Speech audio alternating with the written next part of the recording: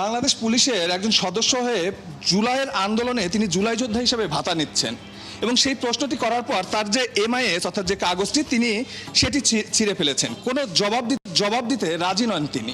দীর্ঘ প্রায় 1 ঘন্টা পর ওয়াশরুম থেকে বের হয়ে প্রতিবেদককে দেখা মাত্রই মেজাজ হারিয়ে ফেলেন, কেড়ে নিয়ে ছুঁয়ে ফেলে দেন বুক, শারীরিকভাবে আক্রমণ করেন প্রতিবেদককে, ব্যবস্থা নেওয়ার হুমকিও দেন।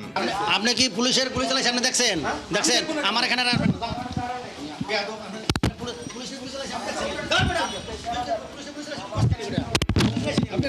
তার এমন আচরণে ক্ষেপে যায় স্থানীয় জনতাও। জুলাই সুসময়ে ছাত্রদের পক্ষে অবস্থান করতে শুনছেন কোথাও?